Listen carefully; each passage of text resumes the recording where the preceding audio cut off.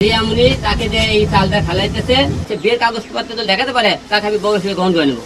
রিয়ামুনিয়ারই এদের নামে অবশ্যই কিছু মামলা করবো।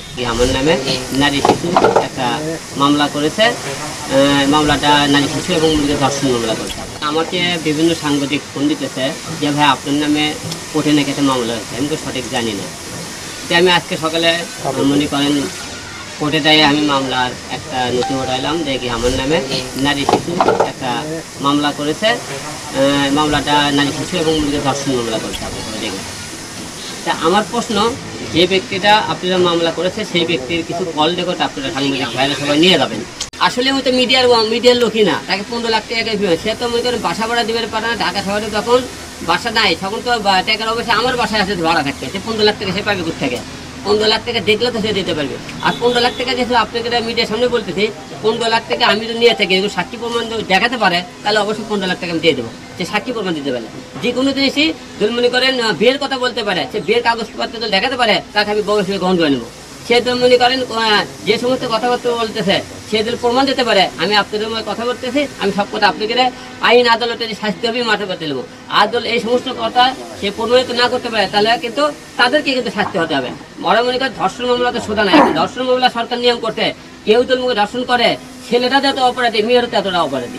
এখন দুই ধরনের মনে করে খালি মামলা করলে না, মামলাতে অনেকে ধারা জানেন না। রিয়ামনি তাকে যে এই চালটা খেলাইতেছে এবং সে মানুষের কথা উল্লেখ চলতেছে, আমার কথা আইন চাই সাক্ষী প্রমাণ।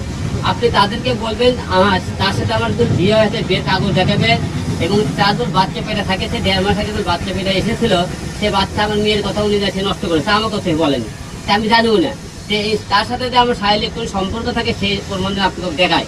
কারণ ওই মেয়ে সম্পূর্ণ আপনাদের আমাকে হ্যারাসমেন্ট করার জন্য রিয়ামনি এই খেলা খেলতেছে। এই যে আমার সম্মান মান কয়েন করে হয়রানি করার চেষ্টা করতেছে, অবশ্যই এদের বিরুদ্ধে একটা মানহানি মামলা অবশ্যই করবো। এরা যদি তথ্য প্রমাণ করতে না পারে রিয়ামুনিয়ারই এদের নামে অবশ্যই কিছু মামলা করবো। মূলত কথা তারা আমার সম্মানটা হানি করার জন্য উঠে পড়ে লেগেছে আর কি। তারা যে আমার বিরুদ্ধে মামলা করেছে সম্পূর্ণ মিথ্যে বানোয়াট, এবং সে বলেছে মিডিয়াতে হিরো আলমের কাছে আমি কাজ করার জন্য গেছিলাম, কাজ করে আমাকে নায়িকা বানানোর জন্য কথা কয়ে সে এই কথা বলছে। আপনি ভালো করে খবর নেবেন, ওই মিডিয়ার কোনো ব্যক্তি না। তার মনে করে স্বামী আছে, তার স্বামীর নাম হচ্ছে অমল, 2টা ছেলে সন্তান আছে ওই মেয়েটা, যে মেয়ে আমার সাথে বিয়ের কথা বলতেছে। এবং তাদের সেই মেয়ের স্বামীর সাথে মান অভিযান চলাকালীন তার সাথে পরিচয় হওয়ার পরে জাহিদ নামে একটা ছেলের সাথে তার এরপরে কি আমার স্বামী ধরে পড়ে, ধরার পরে সেই জায়গার থেকে সে মনে সম্পর্ক হওয়ার পরে আমার মেয়ের সাথে তাদের সম্পর্ক হয়। আমার পরে ঢাকা শহরে থাকার জায়গা হয় না, তখন আমার মেয়ের ছেলেকে আমার বাবা ভালোবেসে আমাদের বাসায় তাকে 2 মাস রাখে। 2 মাস রাখার পরে এখান থেকে তার জামাই আবার চাপ দিলে সে এখান থেকে ঢাকায় আবার চলে যায়, বাসা ভাড়া নেয়। সেখানে নিয়ে যাওয়ার পর মনে করেন আমার বাবাকে সেই সেবা করে। এখন যে আমার মেয়ের নামে যে মামলাটা করলো 13 বছর বয়স, ভাইকে সবাইকে বলবো যে আমার মেয়েদের এই 13 বছর বয়সে মেয়ের নামে মামলা করলো এবং আমার মেয়ে তার 1.5 মাসের সন্তান, আমার মেয়ের কথা শুনে সেই সন্তান কেন নষ্ট করবে? এই সমস্ত এবং আমার যে সমস্ত লোকজন আছে, ছেলে মেয়ে এবং আমার বোনকে, তার বউকে, সবাইকে আসামি করতে।